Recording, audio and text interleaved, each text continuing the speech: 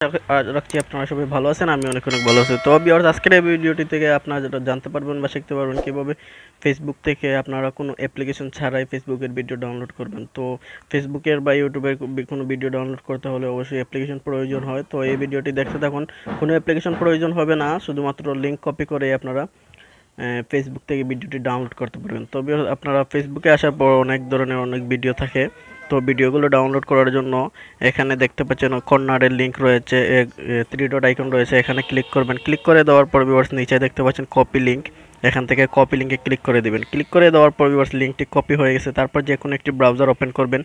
Open করে দেওয়ার পর ভিউয়ার্স এখান থেকে আপনারা আপনার যে লিঙ্কটি রয়েছে সেই লিঙ্কটি এখান থেকে পেস্ট করে দিবেন।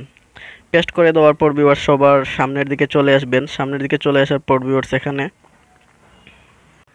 ভিউয়ার্স সবার সামনে দেখতে পাচ্ছেন www রয়েছে। এই www কেটে দিয়ে আপনারা এম বেসিক লিখবেন।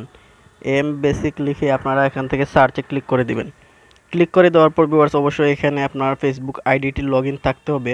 তারপর ভিউয়ার্স এখানে দেখতে পাচ্ছেন সেই ভিডিওটি চলে আসছে। চলে আসার পর এখানে ভিডিওর উপরে ক্লিক করবেন। ক্লিক করে দেওয়ার পর ভিউয়ার্স দেখবেন এখানে থ্রি ডট আইকন রয়েছে, থ্রি ডট আইকনে ক্লিক করবেন।